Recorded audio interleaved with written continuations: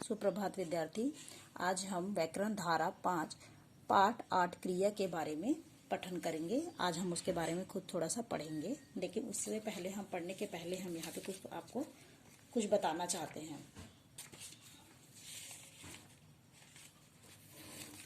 क्रिया के बारे में बताएंगे। क्रिया आप लोगों को तो पता ही होगा कि हम सुबह से उठ के ही कुछ ना कुछ काम करते हैं, जैसे मैं लिखना, पढ़ना, खेलना, कूदना, ये सब क्या होता है, एक क्रिया होता है ना। हम कुछ काम करते रहते हैं, उसको क्या बोलते हैं हम, क्रिया। जैसे मुझे लिखना है, मैं पढ़ रहा हूँ, माँ खाना पका रही है, ये सब क्या है, एक क्रिया होती है। ठीक है, क्रिया के बारे में आइए पढ़ते हैं हम। यहाँ पे देखिए, क्रिया का अर्थ काम यानी होता है क्रिया, है ना। क्रिया करना, काम करना, उसको हम क्या बोलते हैं, क्रिया करना बोलते हैं। काम या तो किसी के द्वारा किया जाता है या स्वयं हो जाता है ना। खुद से करते हैं या तो किसी के द्वारा होता है, उसको बोलते हैं। जैसे यहाँ पे देखिए, यहाँ पे बतख है। फर्स्ट में क्या लिखा है, बतख तैर रही है। बतख क्या कर रही है, तैर रही है। तैर रही तो ये क्या हो रहा है, उसका क्रिया। मंदिर में घंटे बजते हैं। मंदिर में क्या बज रहे हैं, यहाँ पे घंटे। ठीक है। बंदर पेड़ पर कूद रहे हैं। यहाँ पे क्रिया क्या हो रहा है, कूद रहे हैं। बच्चे हाथी की सवारी कर रहे हैं, तो सवारी कर रही है, क्या हो गया अपन का, क्रिया हो गया।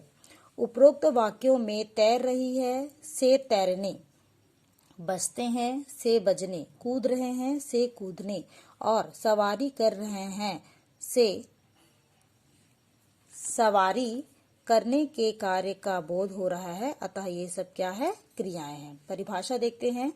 जो शब्द किसी कार्य के करने या होने का बोध कराते हैं वे क्रिया कहलाते हैं। धातु, क्रिया के मूल रूप को धातु कहते हैं, जैसे देख, हंस, तैर, उठ, पढ़, खेल आदि। धातु में ना लगाने से क्रिया का सामान्य रूप बनता है, जैसे देख प्लस ना तो देखना, उठ धन ना तो उठना, हंस धन ना हंसना, पढ़ धन ना पढ़ना, तैर धन ना तैरना, खेल धन ना खेलना। क्रिया के दो भेद होते हैं। देखिए यहाँ पे क्रिया का डायग्राम बनाना है छोटा सा। क्रिया सकर्मक क्रिया और अकर्मक क्रिया। ठीक है, सकर्मक क्रिया के बारे में हम पढ़ते हैं। आइए उससे पहले हम कुछ बता देते हैं। सकर्मक क्रिया में कर्ता, काम करने वाला व्यक्ति जो कर्ता होता है, के काम का प्रभाव किसी अन्य या कर्म पर पड़ता है।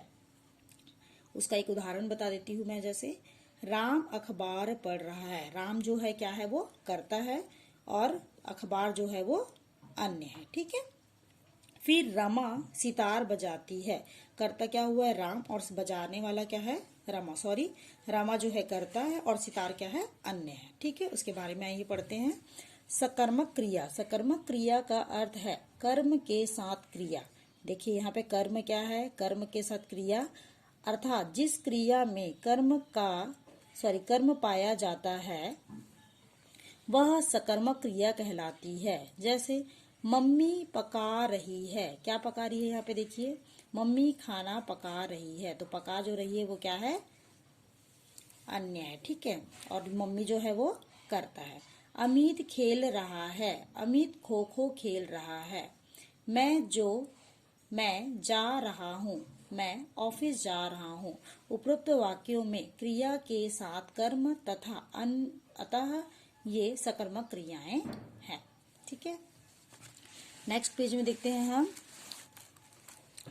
अकर्मक क्रिया। अकर्मक क्रिया का अर्थ है कर्म के बिना क्रिया, अर्थात जिस क्रिया में कर्म नहीं पाया जाता वह अकर्मक क्रिया कहलाती है। जैसे देखिए, मोर नाच रहा है, वर्षा हो रही है, प्रिया हंस रही है।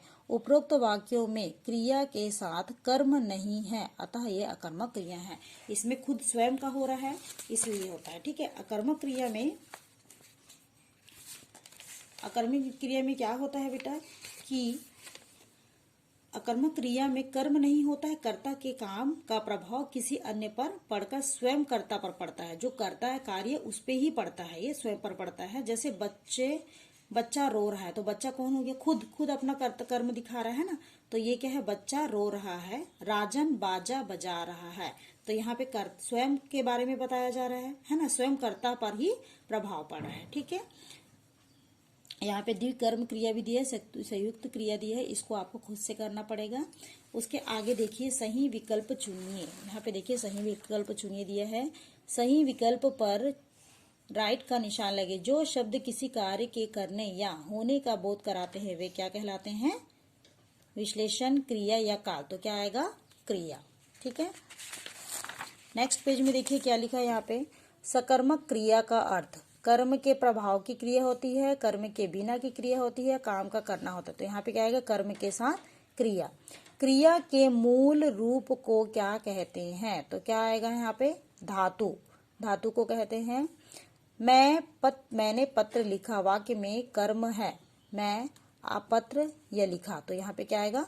पत्र। ठीक है, दिए गए प्रश्नों के उत्तर मैंने होमवर्क में कराऊंगी। उसके आगे का आपको वर्क दिया जाएगा। Okay student, today's work complete. Thank you.